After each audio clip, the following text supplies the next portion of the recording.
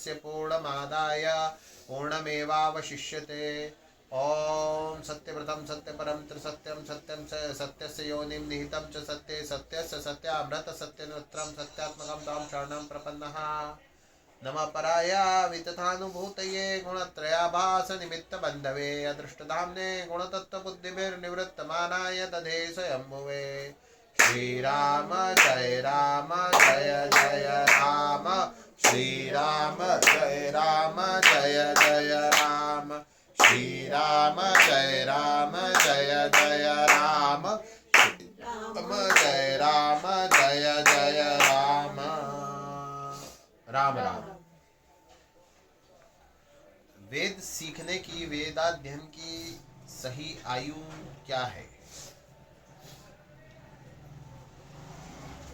वर्तमान परिप्रेक्ष्य में जितना अनुभव मेरा है, वेदाध्ययन की सही आयु 17-18 वर्षों से लेकर 22-24 वर्ष तक की है। वेद पाठ सीखने हो किसी को सस्वर, तो ये जो अवस्था है, ये अवस्था ठीक है। और उसके पूर्व का जीवन जो है वो बड़ी सात्विकता, बड़ी शुचिता, बड़ी पवित्रता और बड़े नियमों के पालन के साथ व्यतीत किया जाए। 17-18 वर्ष तक बड़े नियम के साथ जिसने जीवन यापन किया हो और माता पिता बड़े आश्वस्त हो कि नहीं, इसने जीवन यापन बिल्कुल नियमों के साथ किया है, तो वेदों के महत्व और महात्म्य को यहाँ समझ के और फिर अपने संतान को उस ओर प्रवृत्त करें। वेद पाठ हेतु उसका जीवन समर्पित कर रहे हैं, वैदिक वातावरण में जीवन समर्पित कर रहे हैं, तो ये जो जीवन होता है, ये जीवन सामान्य जीवन से बहुत अलग होता है। अर्थात वो व्यक्ति कोई व्यवसाय नहीं कर सकता, कोई बिजनेस नहीं कर सकता, कोई सर्विस नहीं कर सकता। त्रिकाल संध्या से लेकर के और दूसरे समस्त नियमों के अनुपालन में अगर कोई बच्चा, कोई बालक निष्ठ हो और साथ ही साथ अपना जो क्रम में दृढ़ प्रतिज्ञ हो, ऐसे बालक को फिर परीक्षा लेके पूरी तरह से अच्छे तरह से ठोक बजा के और फिर इधर वेद पाठ की ओर लेके आना चाहिए कि हाँ वेद पाठ सीखो आप गुरु जी के पास जाकर। मैंने वो प्रक्रिया का पालन किया है, इसलिए मुझे पता है। मैंने तो बचपन में ही कर लिया था, किंतु बचपन में यदि कर लिया हो और बड़ी उम्र में जाकर के और कभी भगवान न करे बुद्धि भ्रमित हो गई, तो फिर बाल्यावस्था संस्कृत सीखने की अवस्था है। वहाँ छोटी अवस्था से जो संस्कृत सिखाते हैं, धीरे धीरे धीरे धीरे धीरे करके बढ़िया तरह से संस्कृत सिखाई जाए, और एक बार संस्कृत आ जाए उसके उपरांत वेद पाठ धीरे धीरे आरंभ किया जाए। वेद पाठ और ये जो रुद्री पाठ है, इसमें थोड़ा सा भिन्नता है कि जो सामान्य रुद्री पाठ है इतना सिखा दिया उतना ठीक है, किंतु एक वैदिक जीवन में बच्चे को लाना है। क्योंकि सोशल मीडिया पे और वीडियोस इत्यादि वायरल होते रहते, बच्चे वेद पाठ कर रहे हैं, तो आज तो बच्चे को वेद पाठ करा रहे हो, कल क्या वो बच्चा सिनेमा नहीं देखेगा? उस बच्चे के जीवन में वैदिक संस्कृति कितनी रहेगी जीवन पर्यंत, क्या गारंटी है?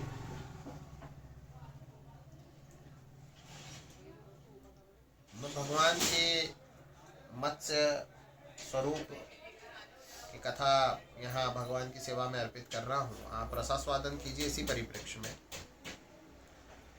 ब्रह्मा जी संध्या काल हुआ, ब्रह्मा जी की संध्या काल हुआ, और संध्या काल के उपरांत जैसे रात्रि होने आई, जैसे दिन का कार्य पूरा हुआ, तो ब्रह्मा जी थोड़े शांत क्लांत हो गए और आपको जमाई आई।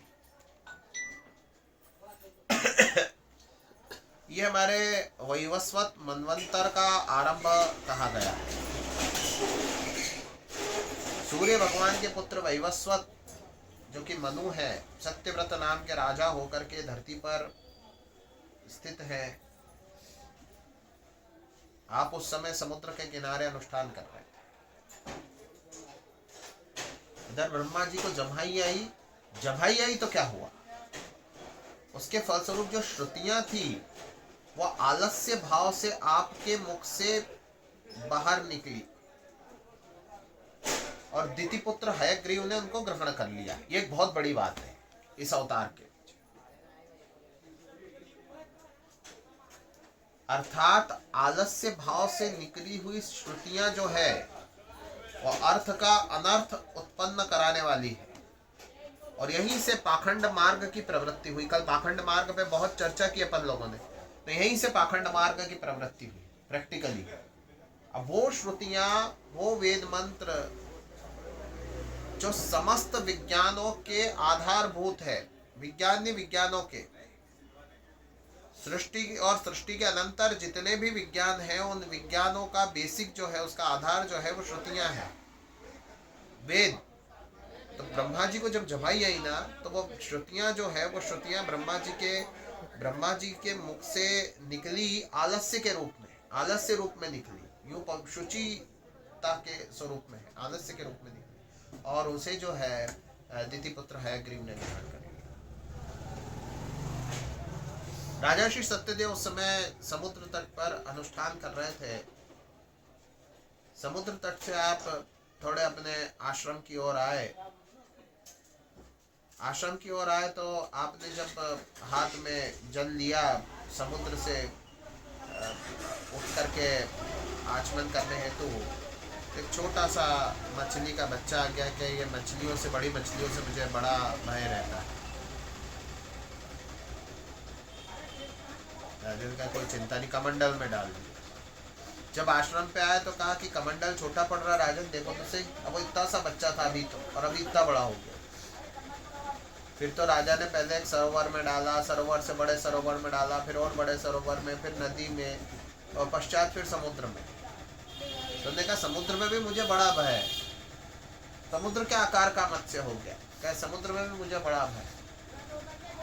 बड़े बड़े मगर इत्यादि जीव यहाँ भी खा जाएंगे क्या? यहाँ तो तू सबसे बड़ा है, पूरा समुद्र कवर कर लिया, पूरा समुद्र रोक लिया, यहाँ कौन खा जाएगा क्या आपको नहीं मालूम? और भी बड़े बड़े जीव हो सकते हैं, वो मुझे खा जाएंगे, मुझे बड़ा भय है। तो राजा ने फिर हाथ जोड़ के प्रार्थना की, और प्रार्थना की तो उत्तर प्राप्त हुआ कि राजा 7वें दिन प्रलय आने वाला है, एक महान नौका का निर्माण करो, और समस्त संपत्ति, साथ ही जो तुम्हें श्रुतियों की प्राप्ति हुई है उन श्रुतियों को अपने साथ स्थित कर लो।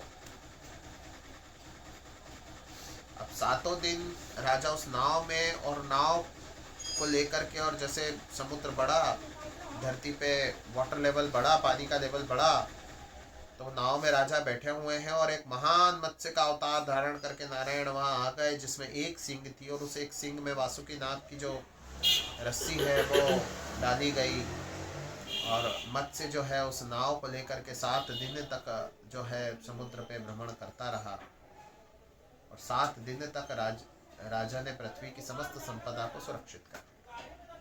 अच्छा, ये कथा चीनी इतिहास में भी है, मिडिल ईस्ट में भी इतिहास जो है, इन प्रजातियों का मैं बोलूंगा नहीं, इनका नाम नहीं लूंगा, उधर भी है, यूरोपियन इतिहास में भी है।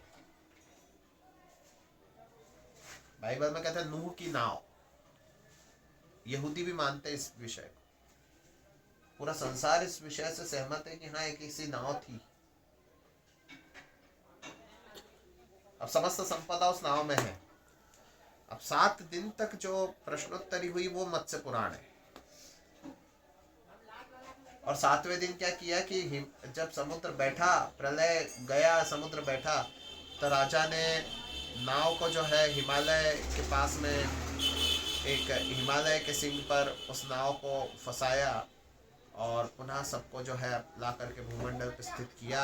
ये सूर्यवंशी प्रथम राजा हुए, वैवस्वत मनु, इनका वंश आगे बढ़ा, और भगवान ने हयग्रीव को मार के जो अशुद्ध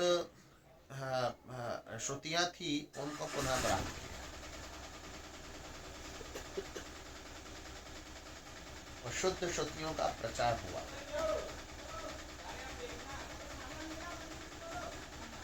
आज अभी मैं ऊपर विचार कर रहा था कि संसार में पाखंड का बोलबाला है कि नहीं है।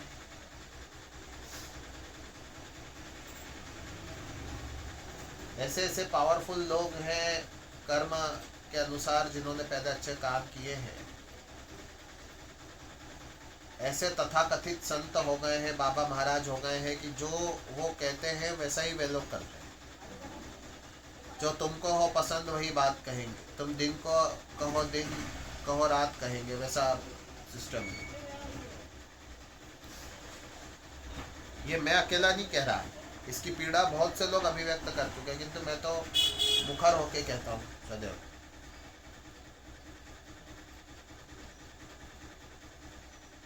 साथ ही साथ श्रुतियों का जो पाठ है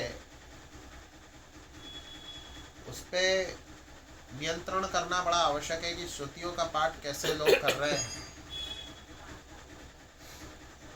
जिसके यहाँ अशौच था वो श्रुतियों का पाठ करके आ गया, अशौच था उसके घर, यज्ञ में जाके बैठ गया। अपन लोगों ने देखा है ये बात, कोई मैं मन से नहीं कह रहा हूं। अशुद्ध श्रुतियों का पाठ करता है, कोई ध्यान ही नहीं, कोई भान ही नहीं।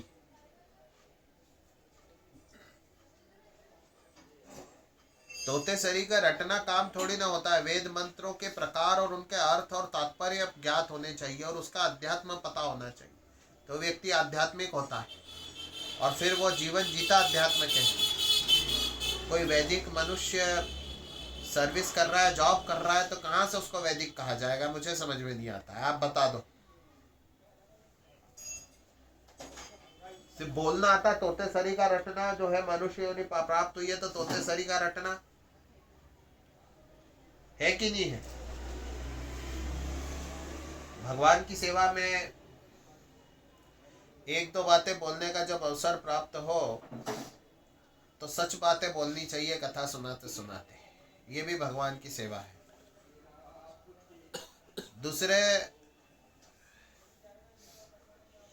पावरफुल लोग जो राजा अथवा राजतुल्य लोग हैं,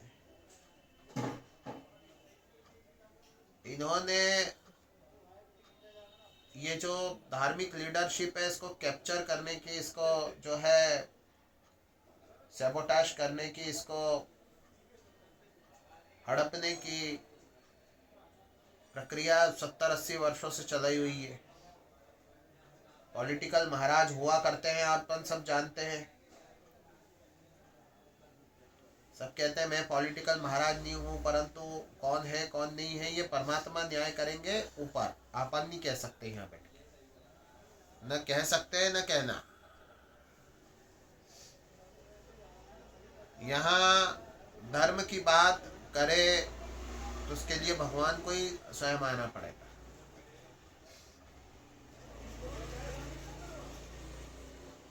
और भगवान आए हुए हैं। बिल्कुल जो शासन चल रहा है अभी, इस शासन को कहते हैं मत्स्य न्याय। जैसे अभी भगवान मत्स्य कह रहे थे कि मैं रहूंगा कमंडल में तो बढ़िया हो गया हूं, तो मेरे को जनती नहीं है जगह,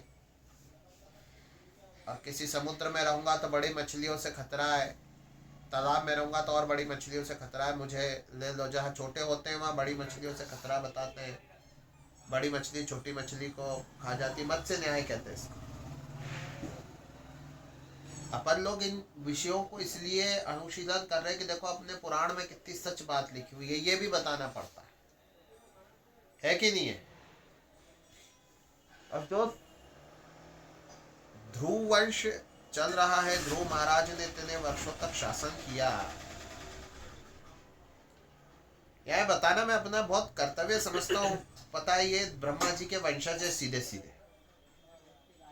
आप लोग कभी कल्पना नहीं कर सकते कि किसी देवता यक्ष किन्नर इत्यादि को भी देख लें अपन, जो आज के जो जीव हैं कल्पना भी नहीं कर सकते। इसलिए अस्तित्व को ही मानने से नकार दिया है कि नहीं ऐसा कोई होता भी था, पता ही नहीं है। अभी तो पहले धर्म का ही डंका नहीं एक छत्र गूंज रहा है। घोर कलयुग चल रहा है जी। यक्ष किन्नर नाग असुर सुर, इनके अवधारणा को वैज्ञानिक नहीं माना जाता, केवल मनुष्य होते हैं। और यहाँ जितनी स्पीशीज, जितनी प्रजातियां पाई जाती है, चींटियां पाई जाती है, शेर पाए जाते हैं, हाथी पाए जाते हैं, उन पे उनको वो यस करते हैं। जो देखा उसको यस करेंगे, वो दिखते ही नहीं है, है ना? नहीं दिखते ना। मानेंगे नहीं, ध्रुव के समय में यक्ष किन्नर इत्यादि को छोड़िए, देवता बिल्कुल साक्षात दिखते थे, से बात कर लेते थे, बात होती थी। बल्कि ये जो ध्रुव इत्यादि है तो इनसे भी बड़े चढ़े थे, क्योंकि ब्रह्मा जी के पोते पोते नाती होते थे ये तो। ब्रह्मा जी के पुत्र स्वयंभू मनु, स्वयंभू मनु के पुत्र उत्तानपाद, उत्तानपाद के पुत्र, और इनकी संततियां, ये जितनी संततियां चली आई 8-10 पीढ़ी तक, 15 पीढ़ी तक ऐसे ही चला। सब देव तुल्य थे ये लोग सब।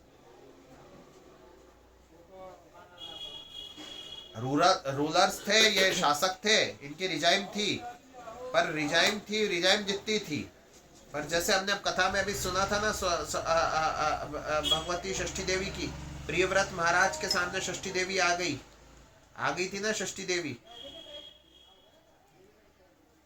तो इन्हें ये बड़ी स्वाभाविक था इनके जीवन में सब कुछ, कि ब्रह्मा जी मनाने आए प्रियव्रत को कि कर ले तो ब्याह।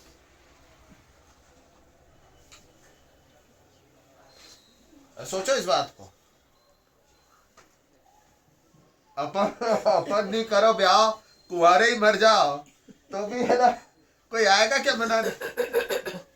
है अपन कुंवारे ही मर जाओ तो कोई आएगा थोड़ी ना मनाने। प्रियव्रत ने ब्याह नहीं करा तो ब्रह्मा जी आए कि नहीं ब्याह कर।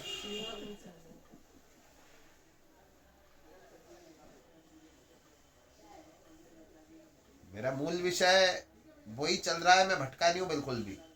तो ध्रुव तक अथवा ध्रुव की 10-15 पीढ़ियों तक ये जो सिस्टम चला ना, सिस्टम आप इतना तक समझ लीजिए, देवपुत्रों द्वारा शासन किया जा रहा है। एक दिव्य शासन है ना जी, दिव्य शासन है। अब वो दिव्य शासन में जो सिस्टम्स है वो अभी तक देवताओं के पास नहीं गई है। जैसे अपने कुल देवता है, ग्राम देवता, स्थान देवता है,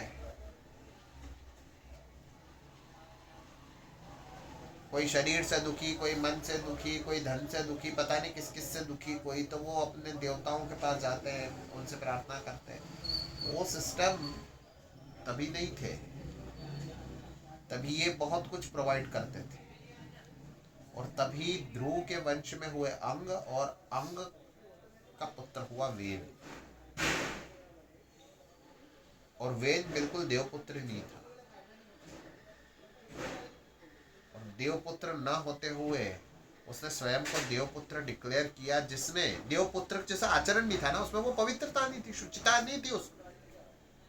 और पूर्व के जो राजा थे, पूर्व पहले जितने नरेश हुए हैं, वो सब बड़े पवित्र थे, बड़े धार्मिक थे, क्या बात है साहब। और ये तो बिल्कुल उल्टा प्रतिकूल,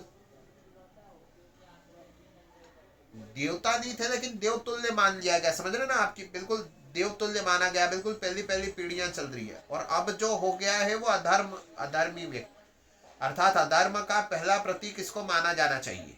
वेन को। और जब वेन को भस्म किया ऋषियों ने, तो उसके जो मृत देह है उसको उसकी माँ ने संभाल के रखा। मृत्यु की पुत्री थी तो उसको ये रीति मालूम थी, तो संभाल के रखा। पश्चात उसका मंथन किया, क्योंकि वो भी यज्ञ द्वारा उत्पन्न था, वेन भी। तो वेन के का मंथन किया, तो वहां से नारायण का अवतार हुआ। आदिराज पृथु अपनी रानी अर्ची के साथ और अपने आजगव धनुष के साथ वहां पे प्रकट, और ये राजा है सबसे पहले। इन्होंने सिस्टम एस्टेब्लिश करी। अभी धरती ने सब कुछ देना बंद कर दिया था, लोग पहाड़ों पे रहते, कंदराओं में रहते। अपन ने भी ये चीजें सुनी ना, साइंस में सुनिए ना। साइंस में क्या कहते हैं, पहले पहाड़ों में रहते थे, कंदराओं में रहते थे, खोहों में रहते थे। ये उस समय की बातें जो है, पृथु के समय की जो बातें हैं, उसको कहीं ना कहीं ये मैनिपुलेट करके कहते हैं विज्ञान वाले। पृथु जब तक प्रकट हुए तब तक ये स्थिति थी, उसके पहले तो दिव्य शासन चल रहा था। पृथु प्रकट हुआ उस समय क्या था कि पहाड़ों में, खोहों में, कंदराओं में, गुफाओं में, यहाँ चले गए थे मनुष्य, मार काट मचती थी, कोई कोई कोई धर्म शेष नहीं रह गया। किंतु जब प्रथु प्रकट हुए तो उन्होंने धरती का दोहन करके और धरती से समस्त संपदाएं जो भूगर्भ निधियां हैं वो उत्पन्न की। धरती ने समस्त संपदाएं दी और फिर प्रथु ने प्रजा का पालन किया और फिर प्रथु की संतान क्रम हुआ। प्रथु राजा थे, उन्होंने उपदेश लिए भी, सनकादि से उपदेश लिया, उपदेश लिए भी और प्रजा और अपने पुत्रों को उपदेश दिए भी। सबसे पहले जो राजा हुए वो आदिराज प्रथु। हमें समझने की बात है, हम लोगों के लिए ये जानने की बात है, ये बार बार होनी चाहिए, कथाओं में भी बार बार होनी चाहिए। कथाओं में कृष्ण जन्म होता है ना, क्या कर बार बार होने वाली बात है। पहला राजा कौन के? प्रथु, महाराज प्रथु, आदिराज प्रथु।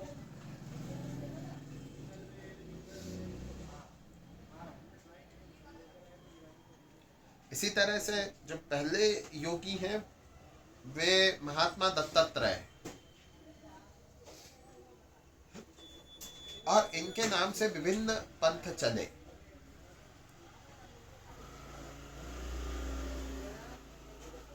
भिन्न भिन्न कथाएं प्राप्त होती है।